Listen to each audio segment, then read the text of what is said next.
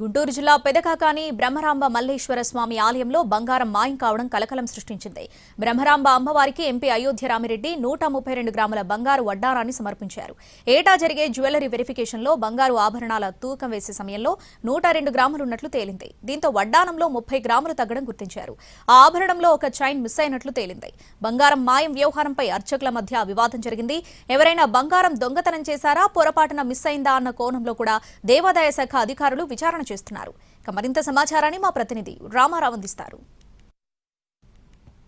గుంటూరు జిల్లాలో ప్రముఖ శైవక్షేత్రం బ్రహ్మరాంబ మల్లేశ్వర స్వామి దేవాలయంలో 30 గ్రాముల బంగారం మాయమవటం అనేది కలకలం సృష్టించింది. ప్రస్తుతం మనం ఏదైతే బ్రహ్మరాంబ మల్లేశ్వర స్వామి టెంపుల్లో ఉన్న ఈ టెంపుల్కు చాలా చరిత్ర ఉంది. ఇక్కడికి ప్రతిరోజు కూడా వేల సంఖ్యలో భక్తులు వస్తుంటారు. అలాగనే కానుకల రూపంలో భారీగా ఆదాయం కూడా వస్తుంటుంది. అలాగనే స్వామివారి దగ్గర మొక్కులు చెల్లించుకున్న తర్వాత మొక్కుబళ్ళని బంగారము ఇతర ఆభరణాల రూపంలో కూడా ఇస్తున్నటువంటి పరిస్థితి సమర్పిస్తారు.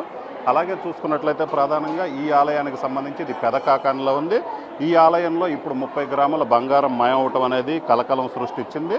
అయితే ఇదే గ్రామానికి చెందినటువంటి వైసీపీ ఎంపీ ఆళ్ల అయోధ్య రామిరెడ్డి బ్రహ్మరాంబ అమ్మవారికి 132 గ్రాముల వడ్రాణం కూడా బహుకరించడం జరిగింది.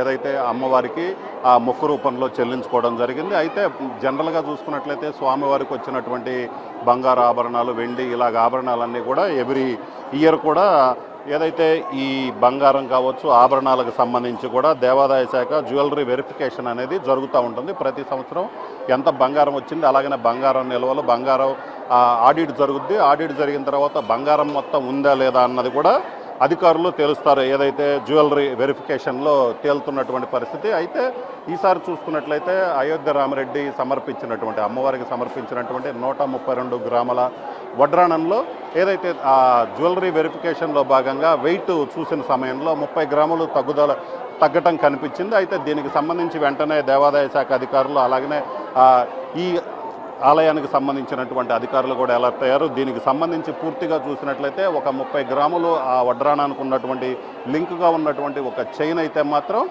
పోయినట్లు, మాయమైనట్లు అధికారులు గుర్తించడం జరిగింది. సో దీనికి సంబంధించి చూసినట్లయితే ఇది ఆగస్టు నెలలో ఆల్మోస్ట్ 2 నెలల క్రితం ఇది జరిగింది. దీనికి సంబంధించి ఏం జరుగుతుంది, ఎవరు ఈ బంగారం మాయవటానికి కారణం అన్న కోణంలో కూడా దేవాదాయ శాఖ అధికారులు ఇంటర్నల్గా విచారణ చేస్తున్నారు.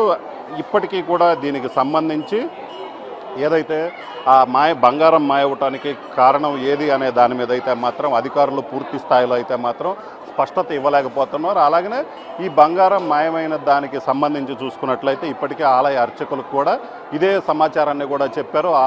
30 గ్రాముల బంగారం అదృశ్యమైంది. ఆ అదృశ్యానికి సంబంధించి ఎందుకంటే అర్చకులు ప్రతిసారి కూడా అమ్మవారికి ఆ వడ్రాణం అలంకరిస్తారు, మళ్ళీ తిరిగి తీసుకొచ్చి ఏదైతే దేవాదాయ శాఖకు సంబంధించినటువంటి అధికారులకు అప్పగిస్తే వాళ్ళు లాకర్లో పెట్టడం జరుగుతుంది. అయితే ఇప్పుడు ఈ 30 గ్రాముల బంగారం ఏమైందనే దాని మీద అధికారులు అంతర్గతంగా విచారణ చేస్తున్నారు. దీనికి సంబంధించి ఎవరు బాధ్యులు, అలాగనే ఈ బంగారం ఎక్కడ మాయమైంది, దీని వెనక కారణం లేదనే దాని మీద కూడా అధికారులు అంతర్గతంగా దర్యాప్తు చేస్తున్నటువంటి పరిస్థితి.